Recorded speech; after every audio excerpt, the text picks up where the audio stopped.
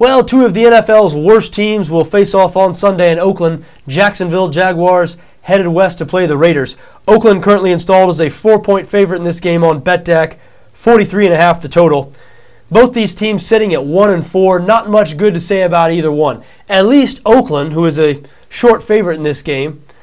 I guess there are at least a couple of things you can say good about Oakland. One of those being they're only one game off the lead in the loss column in their division. Even though Oakland's at 1-4, they play in the AFC West, where two 3-3 teams, San Diego and Denver, sit atop the division. Now, I don't think anybody expects Oakland to win the AFC West at this point, especially after the game they played against Denver a couple of weeks ago. They didn't look like they were in the same league as the Broncos, so it'd definitely be a surprise if Oakland finished higher than Denver in the standings, but still, there's hope. It's not like it's over like it is for Jacksonville Jaguars fans. The Jaguars play in the AFC South. The Houston Texans are leading the AFC South, and they are not going to come back to the pack. Jags have already lost 4 games. I doubt the Texans will lose any more than 4 games the whole year. So I know mathematically, obviously, Jacksonville is not eliminated from the playoffs. They could go on some great surprising run of success and still qualify for the postseason. But really, it's already wait till next year time for Jacksonville fans, and most Jacksonville fans are thinking towards next year, or more specifically,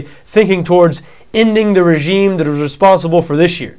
Gene Smith, general manager, is now 4 years and counting in charge of the Jacksonville Jaguars. They have steadily gotten worse under his watch, culminating, fans thought it culminated anyway, with that 5-11 record last year in which they finished worse in the league in offense. However, they're on track to be worse than that this year, not only in the win-loss column, but shockingly. It would have shocked Jaguars fans because coming into this season, I think after the Jags last year finished worse in the league in total offense, a lot of Jags fans thought, well, they've got to improve it a little bit on offense, bringing in Mike Mularkey, a whole new offensive coaching staff, Blaine Gabbert in his second season. But a lot of Jags fans, the pessimistic ones, thought, well, it's going to improve a little bit, but it's just not going to be enough. They were so bad last year, even if they improve a little bit, still not going to be good enough. Well, it turns out they've been worse.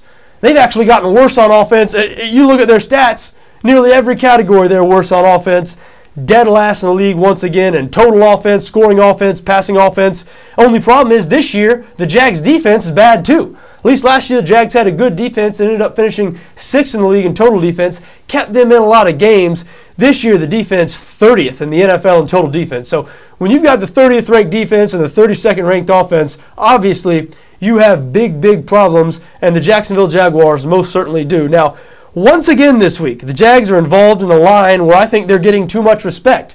I know Oakland's terrible, but they've at least shown somewhat of a pulse. They have a decent offense. Carson Palmer has shown that he most definitely still has something left. I believe today is the 1-year anniversary of the Carson Palmer trade, the trade Oakland made last year to get Carson Palmer. And I heard a couple of people earlier today sort of making a joke about that, saying, oh, hey, Raiders fans, you happy with that trade?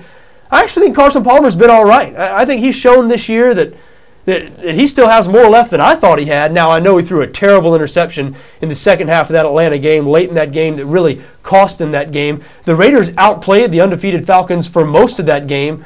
Should have won the game, really blew it at the end. But as I said, at least Oakland, there's some sparks, there's some signs. So the fact that they're only a 4-point favorite here, I think is a little bit surprising. Jacksonville, not only have they historically not been good as a franchise on the West Coast, but when you look over these last few games, the Jags, I believe, only a 3 or 3.5 point underdog in their last game against Chicago, 41-3 loss. The 2 games prior to that, I know Cincinnati, when Cincinnati went in there, played Jacksonville on the road, they were only a 2 or 3 point favorite, or maybe even a 1 point favorite, I think. Cincinnati obviously won that game handily. So Jacksonville has been getting more respect this year in the betting marketplace than I think they deserve. And I think this week is another example of that. However, boy, there are better opportunities out there than Oakland, right? We've seen this Oakland Raider team. They are the definition of unreliable. So it's not like I'm going to be running to my bookies or the casino boat or, in your case, BETDAQ. Unfortunately, due to legal reasons, I can't use BETDAQ here in the States. But it's not like I'm going to be running to place a bet on Oakland. There's got to be better opportunities out there still. I'd be surprised if the Oakland Raiders did not take care of business and beat the Jacksonville Jaguars on Sunday.